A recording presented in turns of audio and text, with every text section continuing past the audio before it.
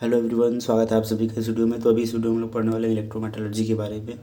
ठीक है, तो इससे पहले मैंने पायरोमेटलर्जी और हाइड्रोमेटलर्जी के लिए ऑलरेडी वीडियोस बना लिए हैं। ठीक है, तो उसका लिंक आपको डिस्क्रिप्शन में मिल जाएगा, और भी बहुत सारे जो सब्जेक्ट के वीडियोज़ हैं उसका भी लिंक मैं आपको डिस्क्रिप्शन में दे दूँगा, वहाँ से आप देख सकते हो। ठीक है, और नोट्स के लिए भी मैं लिंक दे दूँगा, वहाँ से मेरे जितने भी वीडियोज़ हैं सबके नोट्स आपको वहाँ पर मिल जाएंगे। ठीक है, तो चलिए पढ़ते हैं इलेक्ट्रोमेटलर्जी के बारे में। तो सबसे पहले जान लेते हैं इलेक्ट्रोमेटलर्जी होता क्या है। तो इलेक्ट्रोमेटलर्जी मतलब हर वो मेटलर्जिकल प्रोसेस जहाँ पे हम इलेक्ट्रिसिटी का यूज़ करते हैं, ठीक है, या इलेक्ट्रिकल इफेक्ट का यूज़ करते हैं, उसको हम बोलते हैं इलेक्ट्रोमेटलर्जी। ठीक है, तो ये प्रोसेस जो है वो रूम टेम्परेचर में भी हो सकता है और बहुत हाई टेम्परेचर में भी हो सकता है, दोनों टाइप का होता है ये। अब इलेक्ट्रोमेटलर्जी को कितने टाइप में डिवाइड किया गया, एक होता है इलेक्ट्रोथर्मिक। इलेक्ट्रोथर्मिक को अगर बोला जाए तो एक्चुअली में ये कोई इलेक्ट्रोमेटलर्जी नहीं, एक्चुअली में ये पैरोमेटलर्जिकल प्रोसेस होता है। इलेक्ट्रोथर्मिक मतलब होता है जब हम इलेक्ट्रिकल करंट का यूज़ करते हैं हीटिंग के लिए, ओनली हीटिंग के लिए, जैसे इंडक्शन फर्नेस है, इलेक्ट्रिक आर्क फर्नेस है, वहाँ पे हम केवल एज ए फ्यूल हम इलेक्ट्रिसिटी का इस्तेमाल करते हैं, इसको हम बोलते हैं इलेक्ट्रोथर्मिक। ठीक है, तो एक्चुअली में आता है पैरोमेटलर्जिकल प्रोसेस के अंदर, बट एज ए फ्यूल हम इलेक्ट्रिसिटी का यूज़ करते हैं। दूसरा होता है इलेक्ट्रोलिटिक्स। इलेक्ट्रोलिटिक्स में हम क्या करते हैं, जब हम इलेक्ट्रिकल करंट का यूज़ करते हैं फॉर इलेक्ट्रोलाइसिस। ठीक है, अब ये जो इलेक्ट्रोलिटिक्स है वो भी दो टाइप का होता है। एक होता है इलेक्ट्रोकेमिकल। इलेक्ट्रोकेमिकल का मतलब होता है जब किसी केमिकल रिएक्शन से हमको इलेक्ट्रिकल एनर्जी प्राप्त होती है, जैसे कि सेल। सेल आप हर जगह देखोगे, सेल है, बैटरी है। बैटरी में कैसे इलेक्ट्रिसिटी जनरेट होता है, केमिकल रिएक्शन के कारण, है ना। केमिकल रिएक्शन के कारण हमको क्या मिलता है, इलेक्ट्रिकल एनर्जी मिलता है। अब इसी का जस्ट अपोजिट, है ना, क्या होता है, इलेक्ट्रोलाइसिस होता है। जब हम किसी मतलब इलेक्ट्रोलाइट में, है ना, या किसी जगह पे इलेक्ट्रिकल एनर्जी सप्लाई करते हैं तो उसके कारण जो केमिकल रिएक्शन होता है उसको बोलते हैं इलेक्ट्रोलिसिस। दोनों जस्ट उल्टा है। ठीक है, इलेक्ट्रोकेमिकल मतलब क्या होगा, केमिकल रिएक्शन से आपको क्या मिल रहा है, इलेक्ट्रिकल एनर्जी मिल रहा है ना। और इलेक्ट्रोलाइसिस में क्या होगा, इलेक्ट्रिकल एनर्जी जब हम सप्लाई कर रहे हैं तब केमिकल रिएक्शन हो रहा है। ठीक है, ये दो टाइप का है। तो ये जो इलेक्ट्रोलिसिस है यही एक्चुअली में देखा जाएगा तो इलेक्ट्रोमेटलर्जी के पार्ट में आता है। ठीक है, इलेक्ट्रोलिसिस का ही हम उपयोग करते हैं मेटल के प्रोडक्शन के लिए, ठीक है, या मेटल की रिफाइनिंग के लिए। तो एक्चुअली में इलेक्ट्रोमेटलर्जी यही है, इलेक्ट्रोलिसिस। अब ये जो इलेक्ट्रोलिसिस है ना, ये एक्चुअली में दो टाइप का होता है। एक होता है इलेक्ट्रोविनिंग, एक होता है इलेक्ट्रो रिफाइनिंग। तो इलेक्ट्रोविनिंग मतलब क्या होता है, इलेक्ट्रोविनिंग मतलब होता है जब हम मेटल का एक्सट्रैक्शन करते हैं फ्रॉम इट्स ओर, है ना। जब हम इलेक्ट्रिकल एनर्जी का यूज़ करते हैं फॉर एक्सट्रैक्शन, या इलेक्ट्रोलिसिस का यूज़ करते हैं for extraction of metal from its ore. ठीक है, तो हम बोलते हैं इलेक्ट्रोविनिंग। और जब हम केवल रिफाइनिंग के लिए यूज़ करते हैं, मतलब मेटल ऑलरेडी बन चुका है किसी और मेथड से, केवल उसको रिफाइनिंग करना है ना, तो इसको हम बोलेंगे इलेक्ट्रो रिफाइनिंग। ठीक है, फॉर एग्जांपल के लिए एल्यूमिनियम का प्रोडक्शन किससे थ्रू होता है, Al2O3 से। तो जो Al2O3 जो होता है एल्यूमिना, उससे एल्यूमिनियम बनाने का जो प्रोसेस होता है वो इलेक्ट्रोलिसिस से ही होता है। तो ये किसके अंदर आएगा, इलेक्ट्रोविनिंग के अंदर आएगा, क्योंकि हम ओर से डायरेक्टली मेटल बना रहे हैं। ठीक है, लेकिन जो कॉपर होता है, कॉपर एक्चुअली में पहले पैरोमेटलर्जी के थ्रू बनता है ना। तो जो कॉपर बनता है उसमें इम्प्योरिटी ज़्यादा होती है, तो उसको प्योर करने के लिए, रिफाइन करने के लिए जब हम इलेक्ट्रोलिसिस का इस्तेमाल करते हैं तो हम उसको बोलेंगे इलेक्ट्रो रिफाइनिंग। ठीक है, अब मेटलर्जी को अगर क्लासीफाई किया जाए तो बहुत सारे टिप में क्लासीफाई कर सकते हो, है ना। एक तो मैंने बता दिया इसका कि थर्मल इफेक्ट जो है फर्नेस में जब हम यूज़ करते हैं इलेक्ट्रिसिटी का। दूसरा क्या होता है, जब हम इलेक्ट्रिसिटी का यूज़ करते हैं फॉर प्रोसेस। ठीक है, ये भी दो टाइप का होता है। एक तो आपका इलेक्ट्रोकेमिकल होता है जहाँ पे सेल वगैरह, बैटरी वगैरह होती है, जो केमिकल रिएक्शन से इलेक्ट्रिकल एनर्जी मिलती है। दूसरा क्या होता है, जब हम इलेक्ट्रिसिटी देते हैं तब केमिकल रिएक्शन होता है। ठीक है, तो इसको अगर देखा जाए तो दो टाइप का होता है, एनोडिक प्रोसेस, एक होता है कैथोडिक प्रोसेस। तो कैथोडिक प्रोसेस में कौन कौन सा चीज़ आता है, इलेक्ट्रोविनिंग, आपका मेटल का जो प्रोडक्शन है ना। दूसरा इलेक्ट्रो रिफाइनिंग, इसके अंदर आता है इलेक्ट्रोप्लेटिंग, आता है इलेक्ट्रोफॉर्मिंग है, इलेक्ट्रो डिपोजिशन है, ये सारी चीज़ें इसके अंदर आती है। एनोडिक प्रोसेस में आपका एनोडिक ऑक्सीडेशन होता है। ठीक है, इसके अलावा इलेक्ट्रो क्लीनिंग है, इलेक्ट्रो पॉलिशिंग है, इलेक्ट्रो ग्राइंडिंग है, इलेक्ट्रो मशीनिंग है, इलेक्ट्रो ईचिंग है। ये सब क्या आता है, एनोडिक प्रोसेस के अंदर आता है। ठीक है, मतलब आपको मैं पूरा इलेक्ट्रोलिसिस के बारे में बताऊंगा कि इलेक्ट्रोलिसिस में एक्चुअली में होता क्या है, जिसकी वजह से हम ये सारा प्रोसेस कर पाते हैं, कैसे वो काम करता है। ठीक है, तो आप इतना इन दोनों को याद रखिए, इलेक्ट्रोमेटलर्जी के अंदर ये सारी चीज़ें आती है, ये जो यहाँ पे मैं गोला कर रहा हूँ, ठीक है।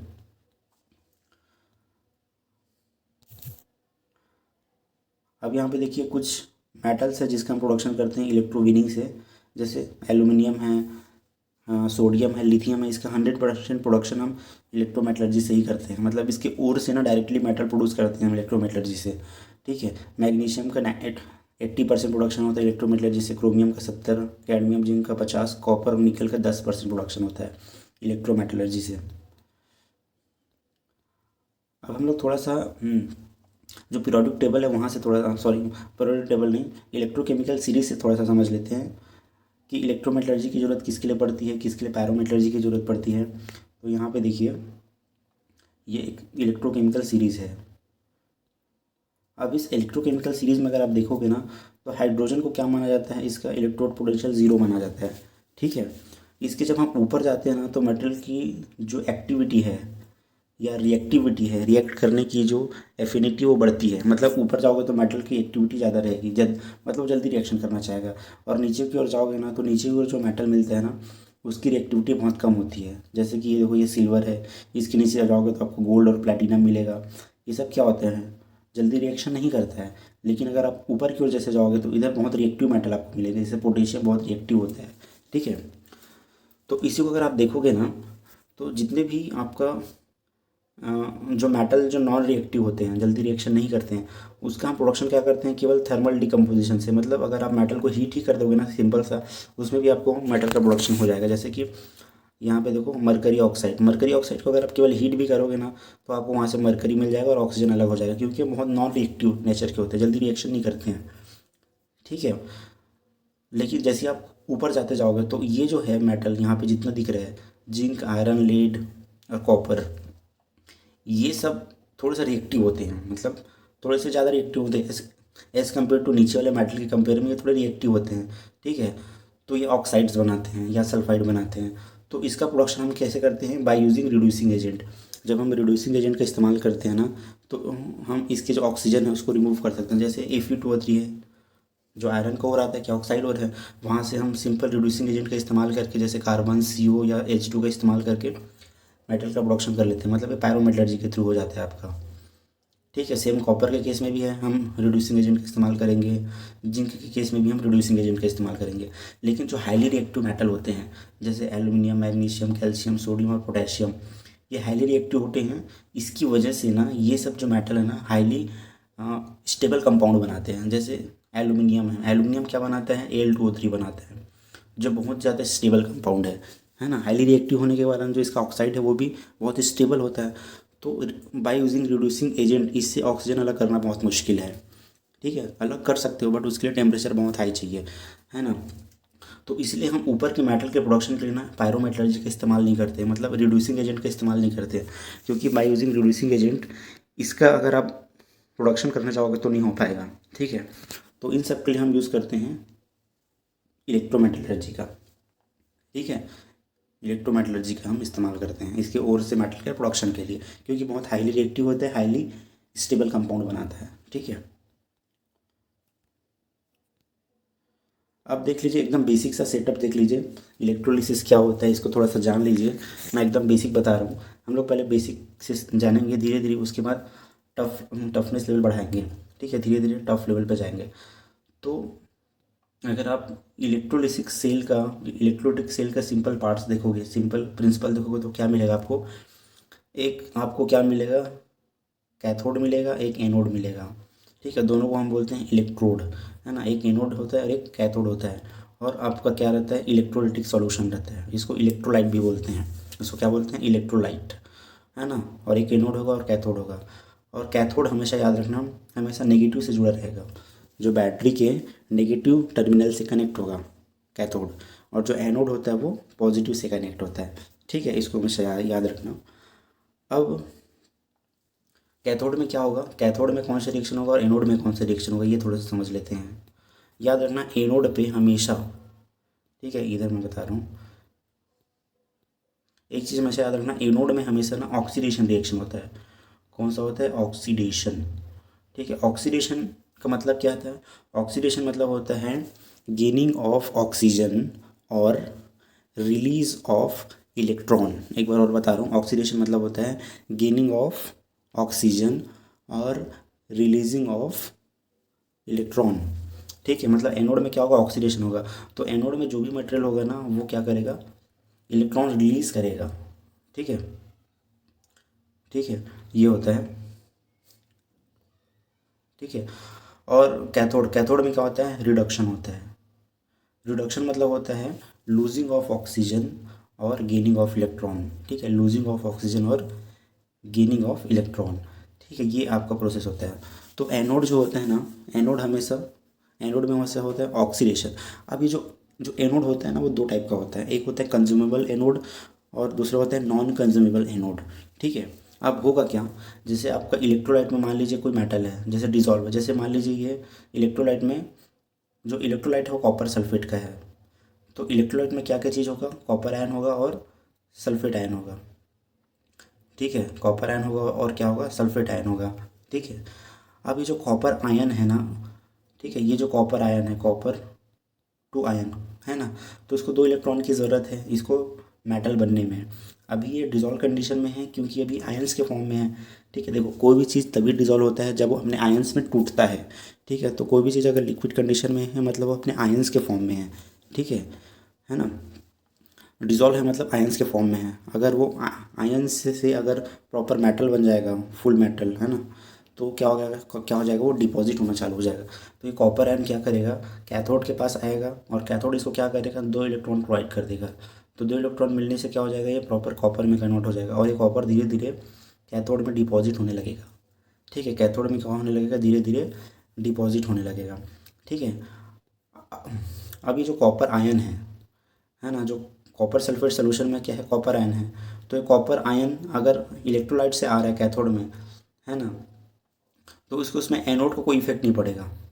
ठीक है, जैसे मैंने बताया ना, एनोड कंज्यूमेबल भी हो सकता है। कंज्यूमेबल मतलब क्या है, अगर एनोड ही खुद कॉपर का बना है तो क्या होगा, धीरे धीरे ये एनोड डिजॉल्व होना चालू हो जाएगा। मतलब एनोड में क्या होता है, ऑक्सीडेशन होता है। मतलब अगर कॉपर का एनोड बना है तो एनोड में कॉपर क्या करेगा, अपना दो इलेक्ट्रॉन लूज़ करेगा और कॉपर आयन में कन्वर्ट हो जाएगा और दो इलेक्ट्रॉन रिलीज़ कर देगा बाहर। तो जो कॉपर आयन जो बना है वो कहाँ चला जाएगा, डिज़ोल्व हो जाएगा। तो धीरे धीरे क्या होने लगेगा, एनोड धीरे धीरे डिज़ोल्व होते जाएगा और यही जो कॉपर एनोड से डिज़ोल्व हुआ है वो कहाँ चला जाएगा, कैथोड में जाके जमा होने लगेगा। ठीक है, तो ये हो गया कंज्यूमेबल एनोड। ठीक है, एक होता है नॉन कंज्यूमेबल एनोड। वहाँ पे एनोड कंज्यूम नहीं होगा, डिज़ोल्व नहीं होगा, है ना। वो क्या करेगा, बस जो इलेक्ट्रोलाइट में जो मेटल के आयन हैं उसको डिपॉजिट कराने का काम करेगा कैथोड में। ठीक है, जैसे ग्रेफाइट एनोड होता है वो नॉन कंज्यूमेबल नेचर का होता है, वो केवल इलेक्ट्रिसिटी प्रोवाइड करने का काम करते हैं, वो डिज़ोल्व नहीं होता है। ठीक है, तो आपको समझ में आ गया कि एनोड से हमेशा आयंस क्या होगा, ऑक्सीडेशन होगा। ठीक है, और कैथोड में हमेशा रिडक्शन होगा। याद रखना हमेशा जो मेटल बनेगा, जैसे अ, जैसे हम किसी मेटल का प्रोडक्शन कर रहे हैं तो मेटल हमेशा कैथोड में आके जमा होगा, याद रखना। अगर आपको इलेक्ट्रोप्लेटिंग भी करना है ना, इसके अंदर इलेक्ट्रोप्लेटिंग मतलब समझ रहे हो, जैसे कोई ज्वेलरी होता है, ज्वेलरी में गोल्ड का प्लेटिंग होता है ना। ठीक है, तो मान लीजिए गोल्ड का प्लेटिंग भी कराना है तो आपको उसको कैथोड बनाना पड़ेगा क्योंकि कैथोड में ही कोई चीज़ डिपॉजिट होता है। याद रखना, एनोड में हमेशा कोई भी चीज़ डिजॉल्व होता है और कैथोड में डिपॉजिट होता है। ठीक है, अब हम देख लेते हैं अच्छे से क्या क्या रिएक्शंस होते हैं। एनोड में आपको क्या होता है, एनोडिक रिएक्शन या ऑक्सीडेशन रिएक्शन होता है। ठीक है, या जनरेशन ऑफ इलेक्ट्रॉन बोलती है। इसमें क्या होता है, मेटल अपना दो इलेक्ट्रॉन यूज़ करके मेटल आयन बन जाता है और मेटल में डिजोल्व हो जाता है। जैसे कॉपर का मान लीजिए एनोड बना है तो कॉपर क्या करेगा, अपना दो इलेक्ट्रॉन रिलीज करके कॉपर आयंस में फॉर्म हो जाएगा और ये कॉपर आयन क्या हो जाएगा, इलेक्ट्रोलाइट में डिजोल्व हो जाएगा। ठीक है, दूसरा क्या होता है, ऑक्सीजन गैस इवोल्यूशन भी होता है। अगर आपके पास एक्वस सॉल्यूशन है तो एक्वस सॉल्यूशन मतलब होता है वाटर बेस्ड सॉल्यूशन। उसके बारे में आपको डिटेल से बताऊंगा।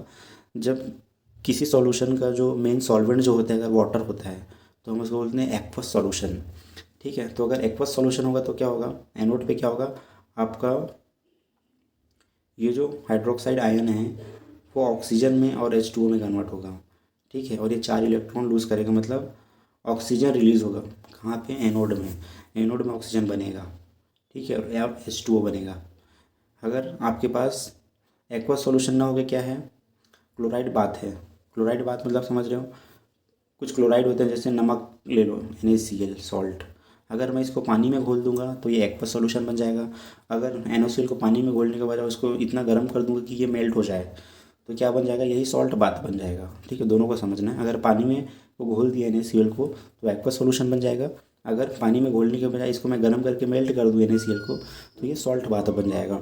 ठीक है, तो अगर यही जो जो इलेक्ट्रोलाइट है, जो इलेक्ट्रोलिसिस से करेंगे अगर हम क्लोराइड बात का, है ना, तो उस केस में क्या होगा, एनोड पे क्लोरीन गैस रिलीज़ होगा। उस केस में क्या होगा, जो क्लोरीन आयन है, जो क्लोरीन आयन है वो क्या करेगा, अपना 2 इलेक्ट्रॉन रिलीज़ करके क्लोरीन बदल जाएगा। क्लोरीन आयन किस में बदल जाएगा, क्लोरीन में। तो एनोड में क्या होगा, क्लोरीन गैस इवॉल्व होगा, क्लोरीन गैस बनेगा। अगर क्लोराइड बात है तो क्लोरीन गैस बनेगा, अगर एक्वस सॉल्यूशन है तो ऑक्सीजन गैस बनेगा एनोड पे। ठीक है, और मेटल का डिसोल्यूशन होगा। उसके बाद क्या होता है, कैथोड में क्या रिएक्शन होता है, कैथोड में उल्टा होता है, डिसोल्यूशन की बजाय यहाँ पे डिपोजिशन होता है, डिपॉजिट होता है मेटल। मतलब जो कॉपर आयन जो एनोड से डिसॉल्व हुआ था वही कॉपर आयन कहाँ चला जाएगा, कैथोड में। 2 इलेक्ट्रॉन वहाँ से ले लेगा और कॉपर आयन बन जाएगा, और यही कॉपर आयन बन के डिपॉजिट होने लगेगा कैथोड में। ठीक है, और अगर एक्वस सॉल्यूशन होगा तो क्या होगा, यहाँ पे हाइड्रोजन हाइड्रोजन जो आयन है 2 इलेक्ट्रॉन गेन करके हाइड्रोजन गैस बना लेगा। ठीक है, तो कैथोड में क्या होगा, हाइड्रोजन गैस का इवोल्यूशन होगा या कॉपर आयन डिपॉजिट होगा। ठीक है, ये सारी चीज़ें होती है। अब बात आती है कि जो इलेक्ट्रोलाइट होता है, इलेक्ट्रोलाइट मतलब समझ रहे हो ना, इलेक्ट्रोलाइट मतलब वो लिक्विड जिसमें एनोड और कैथोड डूबा होता है, इसको बोलते हैं इलेक्ट्रोलाइट, हमेशा याद रखना। जैसे इस कंटेनर के अंदर जो लिक्विड भरा है ना उसको बोलते हैं इलेक्ट्रोलाइट। ठीक है, इतना याद रख लो, इलेक्ट्रोलाइट वो बहुत ही इंपॉर्टेंट चीज़ होता है इलेक्ट्रोलाइट। क्योंकि हमारा जितना भी, जैसे हम किसी मेटल का प्रोडक्शन करते हैं ना ओर से, किसी भी ओर से, तो ओर को हम किस में डिजोल्व कराते हैं, इलेक्ट्रोलाइट में डिजोल्व कराते हैं ओर को।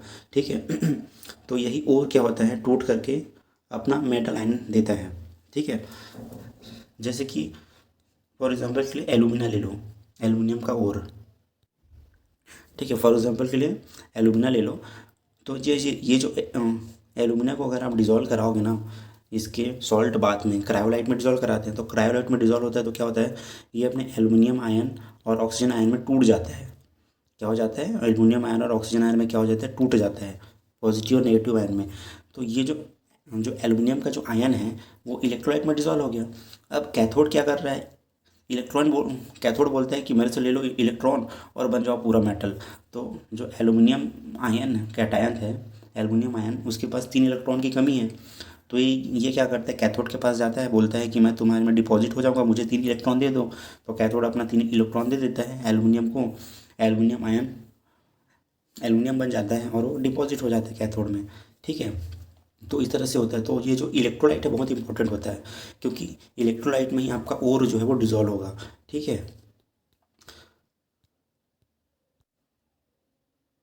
ठीक है, अब हम देख लेते हैं एक अच्छे इलेक्ट्रोलाइट की क्या क्या प्रॉपर्टी होनी चाहिए, है ना। जो इलेक्ट्रोलाइट होता है उसकी प्रॉपर्टी कैसे होनी चाहिए। ठीक है, तो पहला है कि जो इलेक्ट्रोलाइट है उसमें उसकी आयनिक कंडक्टिविटी बहुत अच्छी होनी चाहिए।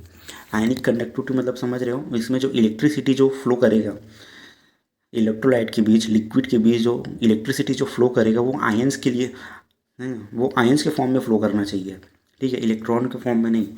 ठीक है, उसकी आयनिक कंडक्टिविटी क्या होनी चाहिए, हाई होनी चाहिए, तभी उसमें केमिकल रिएक्शन पॉसिबल है। ठीक है, अगर इलेक्ट्रॉन के कारण अगर क्या हो रहा है, करंट फ्लो हो रहा है, तो उस केस में शॉर्ट सर्किट हो जाएगा। शॉर्ट सर्किट होगा तो क्या होगा, आपकी इलेक्ट्रिसिटी का लॉस होगा, उससे कोई केमिकल रिएक्शन नहीं होगा। तो आयनिक कंडक्टिविटी के कारण ही इलेक्ट्रिसिटी, मतलब इलेक्ट्रिसिटी का कंडक्शन किसके कारण होना चाहिए, आयन्स के कारण होना चाहिए। ठीक है, जैसे क्लोरीन आयन, सोडियम आयन, ऐसे। ठीक है, दूसरा क्या है कि जो इलेक्ट्रोलाइट है वो इलेक्ट्रोड को ख़राब ना करे या कंटेनर को ख़राब ना करे।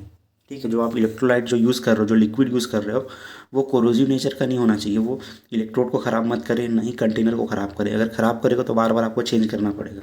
ठीक है, तो कॉस्ट ज़्यादा लग जाएगा। तीसरा क्या होना चाहिए, रूम टेम्परेचर में स्टेबल होना चाहिए उसको।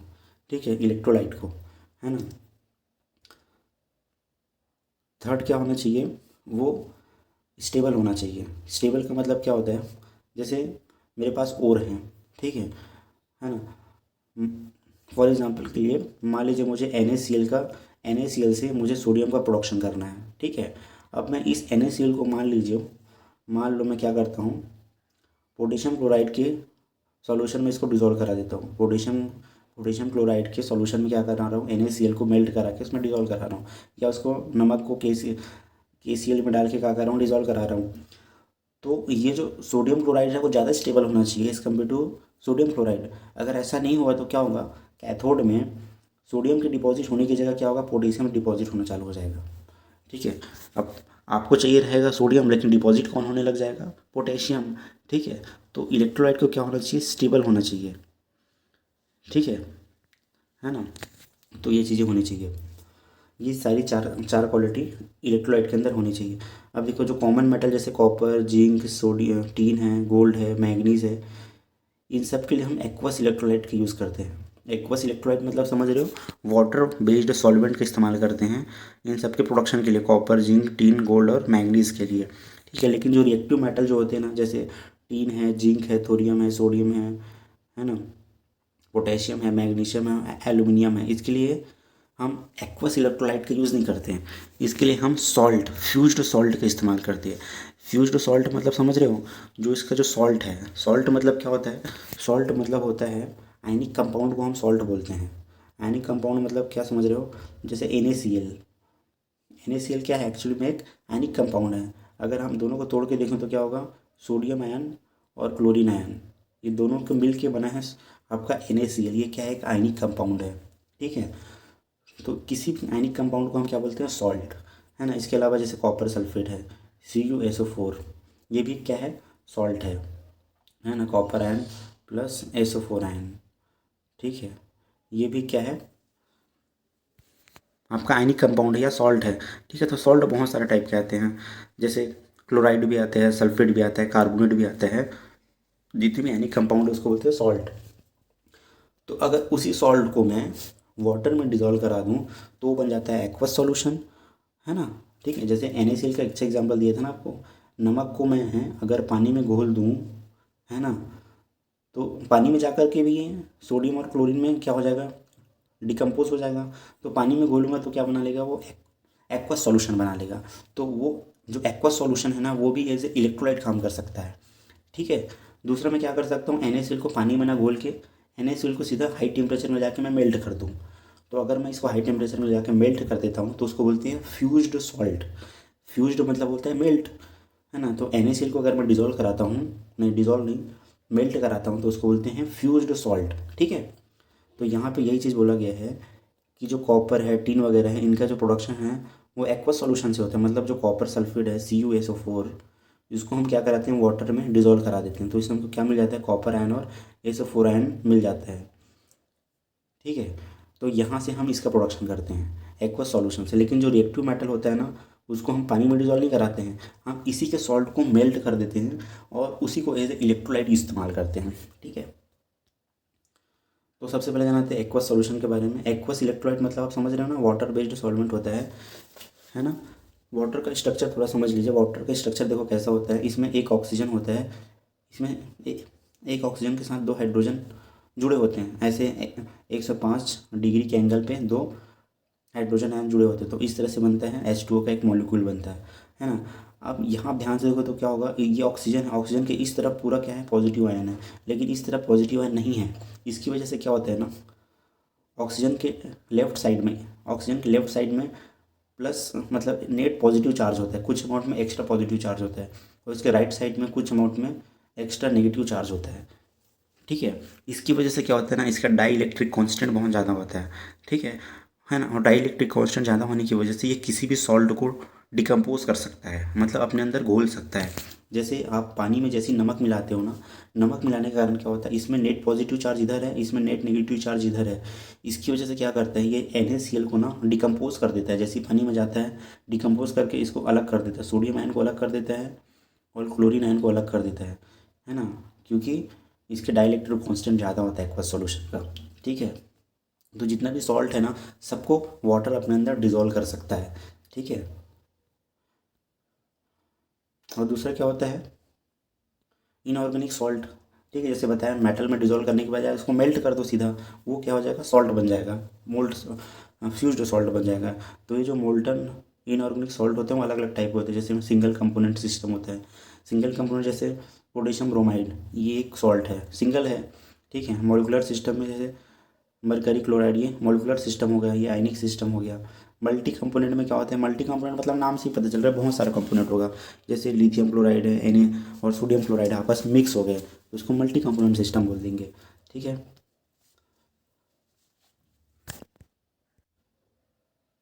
ठीक है, अब हम लोग देख लेते हैं कि जो फ्यूज्ड सॉल्ट होता है उसका इलेक्ट्रोलाइसिस कैसे होता है। देखो क्या होता है ना, जो इलेक्ट्रोकेमिकल सीरीज़ के बारे में आपको बताया, इलेक्ट्रोकेमिकल सीरीज़ में जितना ऊपर आप जाओगे आपको हाईली रिएक्टिव मेटल मिलेंगे, ठीक है। तो जितना ज़्यादा आपको रिएक्टिव मेटल मिलेंगे ना, और उसको आप चाहोगे कि मैं एक्वस सॉल्यूशन के थ्रू उसका मतलब प्रोडक्शन करूँ, मतलब कि अगर मैं चाहूँ कि NaCl को मैं डिज़ोल्व कर दूँ वाटर में और वहाँ से मैं उसको इलेक्ट्रोलाइट बना करके सोडियम प्रोडक्शन करूँ, तो उस केस में क्या प्रॉब्लम होगी ना, सोडियम की जगह क्या होगा ना, हाइड्रोजन गैस रिलीज होना चालू हो जाएगा। क्योंकि क्या है, हाइड्रोजन कम रिएक्टिव है और सोडियम ज़्यादा रिएक्टिव है। उस केस में क्या होगा ना, कैथोड में सोडियम जमा नहीं होगा, क्या होगा, हाइड्रोजन जमा हो चालू हो जाएगा। हाइड्रोजन गैस रिलीज होना चालू हो जाएगा कैथोड में सोडियम की जगह, ठीक है। तो आपका इलेक्ट्रिसिटी पूरा किस में चला गया, हाइड्रोजन गैस बन जाएगा। वहाँ पे आप बनाना चाह रहे होगे सोडियम, बन क्या जाएगा, हाइड्रोजन। क्योंकि वो एक्वस सॉल्यूशन है, एक्वस सॉल्यूशन में हाइड्रोजन तो होगा ही, हाइड्रोजन और ऑक्सीजन दोनों होगा, ठीक है। तो इसीलिए क्या होता है, जितने भी रिएक्टिव मेटल होते हैं ना उसका प्रोडक्शन हम एक्वा सॉल्यूशन से ना करके क्या करते हैं, उस सॉल्ट को मेल्ट कर देते हैं।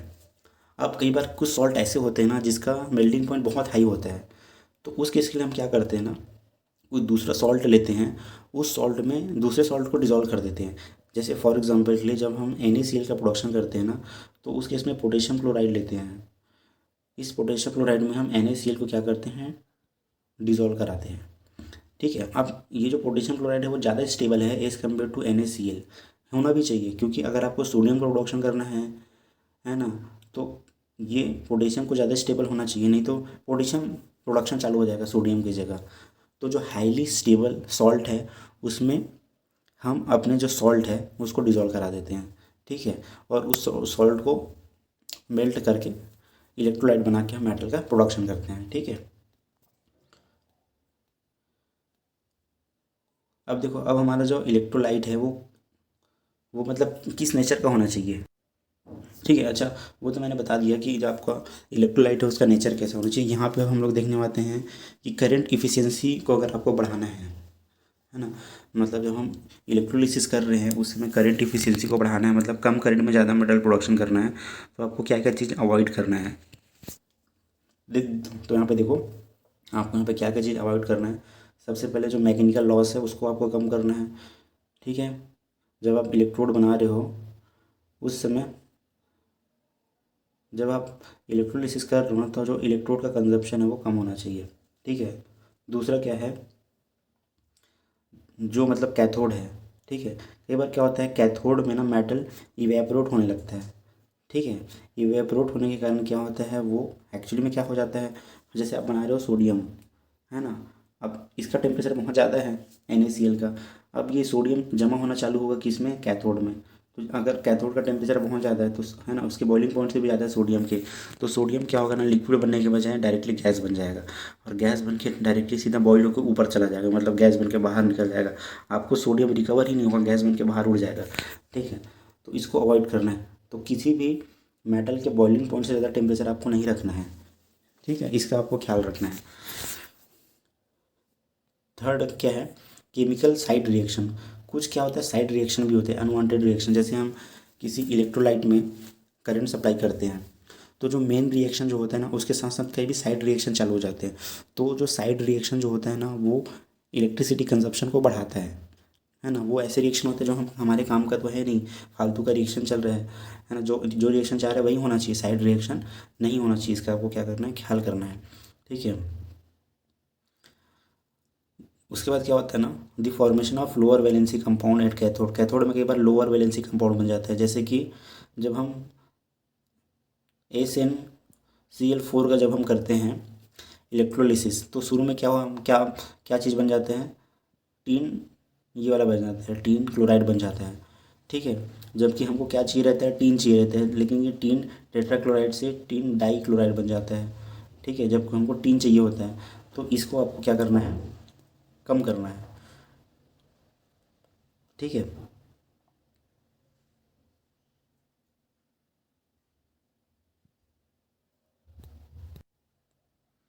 इसके अलावा एक और क्या प्रॉब्लम आती है कि ना आपका जो प्रोडक्ट होता है, जो आपने प्रोडक्ट बनाया, वो वापस से फिर से रिएक्शन करके फिर वही इनिशियल रॉ मटेरियल जैसा बन जाता है। जैसे कि फॉर एग्जांपल के लिए मैग्नीशियम क्लोराइड के केस में ऐसा होता है। मैग्नीशियम क्लोराइड की प्रोडक्शन करते हैं, तो इसमें जब मैग्नीशियम बनता है ना, तो ये मैग्नीशियम बनने के बाद वापस से जो क्लोरीन होता है, क्लोरीन गैस है ना, या जो क्लोरीन होता है उसे वापस से रिएक्शन करके फिर से मैग्नीशियम क्लोराइड बना लेता है। मतलब जो आप मेहनत कर रहे हो वो फिर से बेकार हो जाता है। उस केस में क्या करना पड़ता है ना, ये मैग्नीशियम जो आपने बनाया है उसको तुरंत बाहर निकालना पड़ता है। जो मैग्नीज बनाया है उसको तुरंत बाहर निकालो सेल से, ताकि वो वापस से रिएक्शन ना कर ले। नहीं बाहर निकालोगे तो फिर से मैग्नीशियम क्लोराइड बनाएगा, फिर मैग्नीशियम बना के फिर मैग्नीशियम क्लोराइड बना लेगा। तो इसके लिए मैग्नीशियम को, जैसे मैग्नीशियम बना उसको तुरंत सेल से बाहर निकालते जाओ, हटाते जाओ वहाँ से। ठीक है। तो यार ये सारी चीज़ों का ध्यान रखना पड़ता है करंट इफिशियंसी को इम्प्रूव करने के लिए। ठीक है। यहाँ पे बहुत सारे मेटल के एग्जांपल दिए गए, जैसे एल्युमिनियम है, उसके लिए सिस्टम क्या होता है, एल्युमिनियम को हम डिजोल्व कराते हैं इसमें, क्रायोलाइट बोलते हैं। इन तीनों का जो सॉल्ट होता है ना, ये सॉल्ट होता है, इसको क्रायोलाइट बोला जाता है। इसके अंदर एल्युमिनियम को डिजोल्व कराते हैं। यहाँ पे देखो सब चीज़ दिया गया है, सेल वोल्टेज दिया गया है, टेम्परेचर वगैरह सब दिया गया है। यहाँ पे हम कार्बन का एनोड लेते हैं। ठीक है। ये सारी चीज़ें यहाँ पे आपको देख सकते हो आप लोग, कौन कौन से क्या क्या मेटल के प्रोडक्शन के लिए हम कौन कौन से सॉल्ट इस्तेमाल करते हैं। जैसे मैग्नीशियम के प्रोडक्शन के लिए हम मैग्नीशियम क्लोराइड को डिजोल्व कराते हैं किसमें, सोडियम क्लोराइड और पोटेशियम क्लोराइड में डिजोल्व कराते हैं। ठीक है। यहाँ पर टेम्परेचर भी दिया गया है, सेल वोल्टेज कितना आपको रखना है, सारी चीज़ें यहाँ पे आपको दी गई है। ठीक है। अब चलिए हम देखते हैं कि अब हम अलग जो अलग अलग मेटल है उसका हम प्रोडक्शन कैसे करते हैं, इसके बारे में जानते हैं। तो सबसे पहले देख लेते हैं सोडियम का प्रोडक्शन हम कैसे करते हैं। ठीक है। तो सोडियम का प्रोडक्शन हम कैसे करते हैं, हम सबसे पहले लेते हैं सोडियम का ओर क्या लेते हैं, NaCl। ठीक है। NaCl इसका ओर मान लो। सोडियम क्लोराइड से हमको सोडियम का प्रोडक्शन करना है, तो हम क्या करते हैं ना, सोडियम क्लोराइड को मेल्ट कर लेते हैं हम। ठीक है। जैसे मैंने बताया ना, हाईली रिएक्टिव जो मेटल होते हैं उसके सॉल्ट को हम डिजोल्व नहीं कराते वाटर में, सीधा उसको मेल्ट कर देते हैं। तो इसको हम मेल्ट करते हैं, 801 डिग्री सेल्सियस में मेल्ट होता है। इसके मेल्टिंग पॉइंट को कम करने के लिए कैल्शियम क्लोराइड भी मिला देते हैं। इससे मेल्टिंग पॉइंट उसका 600 डिग्री तक आ जाता है, कम हो जाता है। ठीक है। अब हम क्या करते हैं, इसी सॉल्ट को लेते हैं, फ्यूज्ड सॉल्ट को, और ऐसे कंटेनर होता है। ठीक है। ये देखो यहाँ पे मोल्टन, यहाँ पे क्या होता है, molten NaCl, molten sodium chloride इसके अंदर बाद में अंदर भर दिए हम। ठीक है ना। अब इसमें क्या होता है, एनोड होता है एक, ये आपको होता है एनोड। ठीक है। और इधर आपको लगा होता है कैथोड, ये आपको क्या है, कैथोड है। ये जो इधर जो दिख रहा है ना दोनों, ये क्या आपका क्या है, कैथोड है। ठीक है। अब देखो किसी भी सेल में एक एनोड होगा, एक कैथोड होगा और इलेक्ट्रोलाइट होगा। डिज़ाइन अलग अलग हो सकता है। जैसे ज़रूरी नहीं है कि जब हम प्रोडक्शन कर रहे हैं तो हमेशा ऐसी टाइप का कंटेनर उसमें एक इलेक्ट्रोड हो एक कैथोड हो, ये दोनों सेल से जुड़ा हो, ऐसा नहीं। डिज़ाइन अलग अलग हो सकता है ना। हालांकि एनोड कैथोड और इलेक्ट्रोलाइट तीनों होगा, बट डिज़ाइन डिफरेंस हो सकता है। जैसे यहाँ पे देखो ये एनोड है बीच में ऐसे, और इधर क्या है, दो ठो कैथोड है।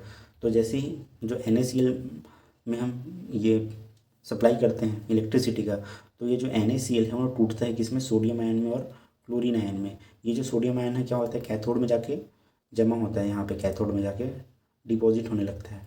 ठीक है। तो इसी सोडियम को हम क्या कर लेते हैं, दूसरे एक कंटेनर में डाल लेते हैं। जितना भी सोडियम प्रोडक्शन होता है, सोडियम को दूसरे कंटेनर में हम लोग ऐसा रख लेते हैं। तो कैथोड में क्या होगा, सोडियम आयन जो है जाएगा, कैथोड को बोलेगा मुझे एक इलेक्ट्रॉन की ज़रूरत है, कैथोड इसको एक इलेक्ट्रॉन दे देगा, ये क्या बन जाएगा, सोडियम आयन से सोडियम बन जाएगा। ठीक है। यही सोडियम कैथोड में जमा होगा एज ए लिक्विड के फॉर्म में, क्योंकि टेम्परेचर बहुत ज़्यादा है, तो लिक्विड के फॉर्म में सोडियम जमा होगा और इसको हम दूसरे कंटेनर में भेज देंगे, जमा कर लेंगे। और जो क्लोरीन आयन है, इसके पास एक इलेक्ट्रॉन एक्स्ट्रा है, तो ये क्या जाएगा, एनोड के पास जाएगा, बोलेगा मेरे से एक इलेक्ट्रॉन ले लो, मुझे एक इलेक्ट्रॉन अपना दान देना है। तो ये क्या करेगा, एनोड क्या करेगा, इसका एक इलेक्ट्रॉन ले लेगा, है ना, ये क्लोरीन गैस बन जाएगा, और उसका 2 इलेक्ट्रॉन एनोड ले लेगा उससे। ठीक है। ये क्लोरीन गैस ये एनोड से क्लोरीन गैस बन के क्या हो जाएगा, आउटलेट से क्लोरीन गैस बाहर निकल जाएगा, सोडियम इधर दूसरे कंटेनर में इकट्ठा हो जाएगा। इस तरह से NaCl का प्रोडक्शन करते हैं। ठीक है।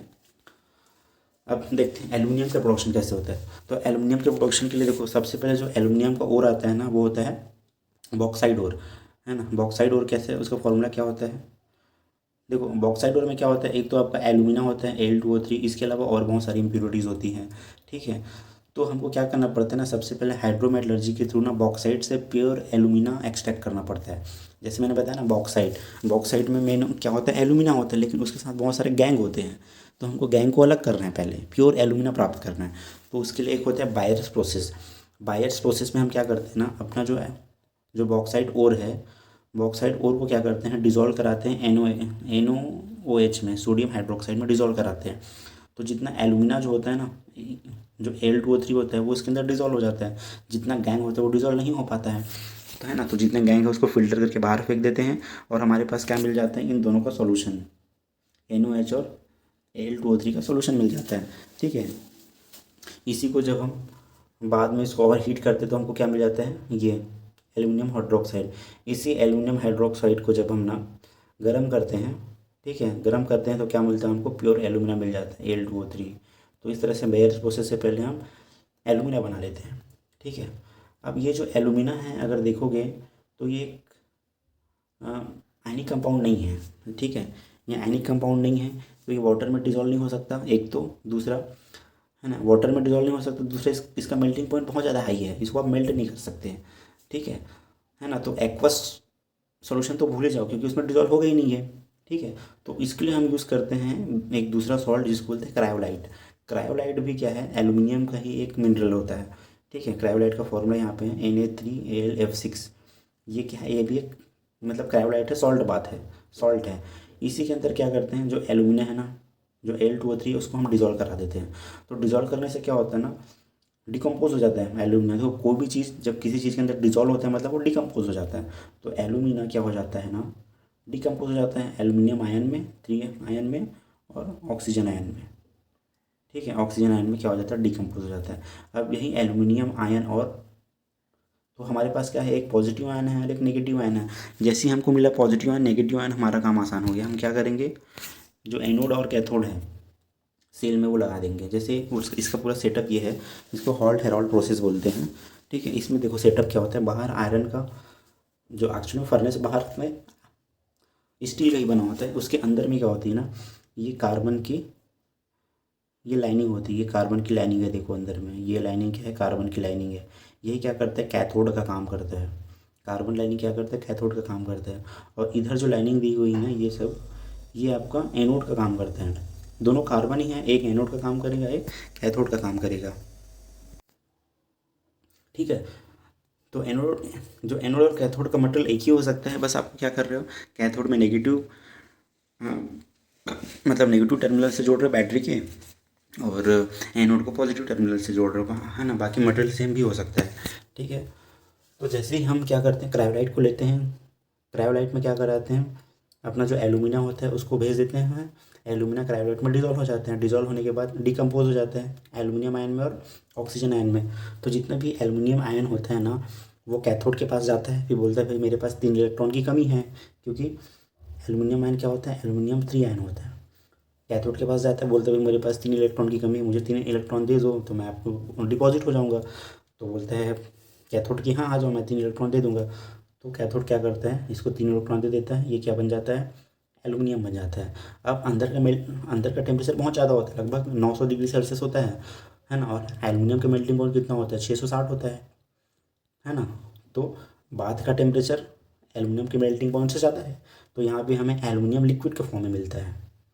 ठीक है, एल्यूमिनियम जो भी डिपॉजिट होता है ना, वो लिक्विड के फॉर्म में कार्बन लाइनिंग के ऊपर डिपॉजिट होने लगता है। जैसे जैसे आप टेम्परेचर देते जाओगे ना, धीरे धीरे जो बाद के अंदर जो एल्यूमिनियम है वो धीरे धीरे क्या होगा, आके कॉपर में डिपॉजिट होना चालू हो जाएगा, लिक्विड बनाना चालू करेगा, है ना। जैसे जैसे और जो एल्यूमिना की कमी होगी, आपको एल्यूमिना ऊपर से डालते रहना पड़ेगा। एल्यूमिना ऊपर से डालते रहोगे, ये आके अंदर में डिकम्पोज होते रहेगा। डिकम्पोज होने के बाद कैथोड में जाके क्या होने, डिपॉजिट होने लगेगा, डिका है ना, कैथोड में जाके इकट्ठा होने लगेगा, ऐसे लिक्विड बनने लगेगा। इसी लिक्विड को हम टाइम टाइम पे क्या कर लेंगे, टैपिंग कर लेंगे, बाहर निकाल लेंगे। ठीक है, तो इस तरह से क्या होता है, एल्यूमिनियम का प्रोडक्शन होता है। ऐसे क्या होता है, मैग्नीशियम का प्रोडक्शन होता है। मैग्नीशियम क्या होता है, कहाँ से आता है, मैग्नीशियम मेन आपका आता है सी वाटर से। ठीक है, समुद्र से। ठीक है, मैग्नीशियम क्लोराइड के फॉर्म में आता है। इसको हम क्या करते हैं, पहले डिज़ोल्व कर देते हैं हाइड्रोक्लोरिक एसिड में, है ना। डिसॉल्व कराते हैं पहले, इसको भी सॉल्ट बात बना करके सेम सेटअप करते हैं एनोड और कैथोड लेके हम। इसमें जो एनोड होता है उसमें मतलब क्लोरीन गैस रिलीज़ होता है और कैथोड में मैग्नीशियम जो है वो डिपॉजिट होता है। तो इस तरह से ये चलता है। यहाँ पे देखो जैसे मैंने बताया ना, मैग्नीशियम को तुरंत क्या करते हैं, वैक्यूम के थ्रू हम बाहर निकालते हैं। अगर मैग्नीशियम को बाहर नहीं निकालोगे ना और अंदर में जमा होने दोगे बात के अंदर, तो वापस से क्लोरीन से रिएक्शन करके वापस मैग्नीशियम क्लोराइड बनाते हैं। इसलिए हमको मैग्नीशियम को तुरंत वैक्यूम के थ्रू बाहर निकालना पड़ता है। ठीक है, ये तो हो गया, क्या हो गया, इलेक्ट्रोविनिंग प्रोसेस हो गया, जहाँ पे हम मेटल का क्या कर रहे हैं, ओर से मतलब ओर से हम डायरेक्टली मेटल बना रहे हैं, तो है ना, वो हो गया इलेक्ट्रोविनिंग प्रोसेस। अब थोड़ा सा देख लेते हैं इलेक्ट्रो डिफाइनिंग प्रोसेस। तो इलेक्ट्रो डिफाइनिंग प्रोसेस में आपको होता क्या है ना, आपका जो एनोड होता है ना वो कंज्यूमेबल नेचर का होता है ना। इसमें क्या करते हैं, जो भी हमारा जो इम्प्योर मेटल है, जैसे कॉपर है, कॉपर का जो इम्प्योर मेटल है जिसमें भी बहुत सारी इम्प्योरिटीज़ है, उसी का हम क्या बना देते हैं, एनोड, उसी को बना देते हैं एनोड। और एक प्योर कॉपर लेते हैं, प्योर कॉपर, उसको हम क्या बना देते हैं, कैथोड। दोनों को जोड़ देते हैं बैटरी से, एनोड को पॉजिटिव से जोड़ते हैं, कैथोड को नेगेटिव से जोड़ते हैं। अब जैसे मैंने क्या बताया कि एनोड क्या होता है, डिजॉल्व होता है, एनोड में ऑक्सीडेशन होता है, इसलिए एनोड क्या होता है, डिजॉल्व हो जाता है। तो धीरे धीरे जो एनोड में जो कॉपर है ना, वो कॉपर आयन बन बन के इलेक्ट्रोलाइट में डिजॉल्व होते रहेगा। और वही जो कॉपर आयन इलेक्ट्रोलाइट में गया है, वही कॉपर आयन कैथोड में जाके जमा होते रहेगा, क्योंकि कैथोड में क्या होता है, रिडक्शन होता है और डिपोजिशन होता है। तो धीरे धीरे एनोड डिपॉजिट होने लगेगा और सॉरी, जो एनोड है डिजॉल्व होने लगेगा और कैथोड में जाके डिपॉजिट होने लगेगा। तो धीरे धीरे क्या होगा, एनोड डिजॉल्व हो जाएगा, छोटा होने लगेगा, और कैथोड क्या होगा, मोटा होने लगेगा, बढ़ने लगेगा, डिपॉजिट हो के। एक समय ऐसा आएगा कि पूरा एनोड डिजॉल्व हो जाएगा और जाके पूरा कैथोड में इकट्ठा हो जाएगा, और जो भी गंदगी रहेगी, इम्प्योरिटी रहेगी, वो नीचे बैठ जाएगा। क्योंकि जो इम्प्योरिटी रहेगी वो डिकम्पोज नहीं होगा। जैसे कॉपर आयन में मान लीजिए आयरन के आयन भी है, आयरन के आयन भी हैं, ठीक है, या मान लीजिए सिल्वर आयन भी है, सिल्वर भी है। तो सिल्वर क्या होगा, सिल्वर ऑक्सीडाइज नहीं होगा, सिल्वर जो है सिल्वर आयन में कन्वर्ट नहीं होगा, है ना। अगर आयन में कन्वर्ट ही नहीं होगा तो डिजॉल्व भी नहीं होगा। वो क्या होगा, जितना सिल्वर रहेगा वो नीचे बैठ जाएगा यहाँ पे। इसको क्या बोलते हैं, एनोड मड बोलते हैं, इम्प्योरिटी या एनोड मड बोलते हैं। जितना भी इम्प्योरिटी रहेगा वो नीचे बैठ जाएगा, और जो भी कॉपर रहेगा वो इलेक्ट्रोलाइट में डिजॉल्व होकर कैथोड में जाके चिपक जाएगा। ठीक है, तो इस तरह से हमें कैथोड में क्या मिल जाएगा, एकदम प्योर कॉपर मिल जाएगा, 99.9% प्योर कॉपर मिल जाएगा कैथोड में हमको। इस तरह से काम करता है आपका इलेक्ट्रो डिफाइनिंग। ठीक है, अब एक देख लेते हैं इलेक्ट्रोप्लेटिंग। इलेक्ट्रोप्लेटिंग भी सेम प्रिंसिपल पे ही काम करता है, एकदम सेम टू सेम, कुछ भी अंतर नहीं इसमें। जैसे मान लीजिए हमारा ये स्पून है, चम्मच है, अब मुझे इस चम्मच में मान लीजिए मुझे कॉपर का कोटिंग करना है। ठीक है, कॉपर का कोटिंग करना है, तो आपको पता है कि डिपॉजिट किस में होता है, मेटल कैथोड में डिपॉजिट होता है। ठीक है, एनोड में डिजॉल्व होता है। तो आपको जिसमें भी मेटल की कोटिंग करनी हो, आप क्या करोगे, उसको कैथोड बना दोगे। जैसे मान लीजिए ज्वेलरी की भी प्लेटिंग होती है ना, गोल्ड की प्लेटिंग होती है ज्वेलरी में, एक्चुअल में गोल्ड का रहता नहीं, बस ऊपर प्लेटिंग गोल्ड की होती है। तो उस केस में क्या करते हैं, ज्वेलरी को क्या बना देते हैं, कैथोड, और जो प्योर गोल्ड होता है उसको एनोड बना देते हैं। ठीक है, यहाँ पे जैसे सेटअप देखो, ये आपका क्या स्पून है ना, इस मुझे कॉपर की कोटिंग करनी है, तो मैं इसको कैथोड बना दूंगा, नेगेटिव से कनेक्ट कर दूंगा, और एक प्योर कॉपर लूँगा, वो पॉजिटिव से कनेक्ट रहेगा, वो क्या बन जाएगा, एनोड बन जाएगा। धीरे धीरे क्या होगा, कॉपर डिजॉल्व होगा, क्योंकि एनोड है वो, कॉपर धीरे धीरे डिजॉल्व होगा, और वो कहाँ, यहाँ पे आके डिपॉजिट होने लगेगा, कहाँ पे, कैथोड में आके धीरे धीरे डिपॉजिट होने लगेगा। ठीक है, तो इस तरह से उसका एक प्लेट बन जाएगा, एक कोहेरेंट। जैसे मान लीजिए प्लेट है, ऐसा एनोड है, इसकी में आके कॉपर आयन आके धीरे धीरे यहाँ पे ऐसे जमने लगेगा। ठीक है, इस तरह से प्लेटिंग ऊपर में से प्लेटिंग कर लेगा, इसको इलेक्ट्रोप्लेटिंग बोलते हैं। ऐसे ही अगर आपकी ज्वेलरी में गोल्ड प्लेटिंग करनी तो क्या करोगे, जो ज्वेलरी है उसको यहाँ रखोगे, एनोड बना दो, सॉरी कैथोड बना दोगे, और गोल्ड का एनोड लोगे, गोल्ड को, प्योर गोल्ड को एनोड बना दोगे। तो धीरे धीरे गोल्ड यहाँ से सॉल्यूशन में डिजॉल्व हो जाएगा और जाके किस में डिपॉजिट होने लगेगा, ज्वेलरी के ऊपर डिपॉजिट होने लगेगा। ठीक है, तो इस तरह से क्या होगा, इलेक्ट्रोप्लेटिंग होगा। ओके, और इसी की जगह आपको एक और चीज़ है, इलेक्ट्रो ईचिंग बोलते हैं उसको, इलेक्ट्रो ईचिंग, है ना। इलेक्ट्रो ईचिंग क्या उल्टा है, ईचिंग आप लोग देखोगे ना, माइक्रो स्ट्रक्चर जब हम देखते हैं तो ईचिंग करते हैं वहाँ पे। ठीक है, या इलेक्ट्रो पॉलिशिंग सुने होगा, इलेक्ट्रो पॉलिशिंग के बारे में जान लेते हैं। जैसे कि मान लीजिए ये मेरा सैंपल है, जैसे मेरा सैंपल है, अब इस सैंपल को मुझे क्या करना है, पॉलिशिंग करना है। तो एक तो मैं घिसूँगा, इसको घिसूँगा तो पॉलिशिंग होगा, दूसरा मैं क्या करूँगा, इसी सैंपल को ले जाके क्या बना दूंगा, उसका एनोड बना दूंगा। ठीक है। एनोड बना दूंगा तो क्या होगा भाई, ये धीरे धीरे डिजॉल्व होगा। तो जब ये डिजॉल्व होगा तो ऊपर का एक लेयर क्या होगा, ऊपर का लेयर पहले डिजॉल्व होगा। तो ऊपर का लेयर जब इसके निकलेगा, लेयर डिजॉल्व होगा, तो इसका क्या हो जाएगा, पॉलिशिंग हो जाएगा। ठीक है। जैसे फॉर एग्जांपल के लिए लोहे में मान लीजिए बहुत जंग लगा है, मुझे उस जंग को साफ़ करना है, तो मैं क्या करूँगा पता है, उस लोहे के ले जाके एसिड में कुछ टाइम के लिए डुबो दूंगा। एसिड में डुबाने से क्या होगा ना, ऊपर का जो रस्टिंग वाला लेयर है ना वो डिजॉल्व हो जाएगा। किस में, एसिड में, है ना। ऊपर का लेयर डिजॉल्व हो गया, जितना रस्टिंग लेयर है उसको कुछ देर बाद निकाल के ऊपर अच्छे से साफ़ कर लूँगा, तो क्या हो जाएगा, उसका पॉलिशिंग हो जाएगा। जंग लगा वाला पार्ट डिजॉल्व हो चुका है। ठीक है। इससे क्या होगा, उसका एक्चुअली में पॉलिशिंग हो गया। तो पॉलिशिंग करना है तो आपको एनोड बनाना पड़ेगा। और अगर मेटल का डिपॉजिट कराना है, मेटल का एक लेयर देना है आपको, तो उस केस में आपको कैथोड बनाना पड़ेगा। ठीक है। तो इस तरह से पूरा इलेक्ट्रोमेटलर्जी जो है वो काम करता है। ठीक है। तो यहीं पे मैं इस वीडियो को ख़त्म करता हूँ। नेक्स्ट वीडियो में मैं आपको फैराडे लॉ के बारे में बताऊँगा, इलेक्ट्रोकेमिकल सीरीज़ के बारे में बताऊँगा। ओके। कोई भी आपको डाउट होगा तो प्लीज़ कमेंट सेक्शन में पूछिएगा। Okay. So thank you so much and bye bye. God bless you all.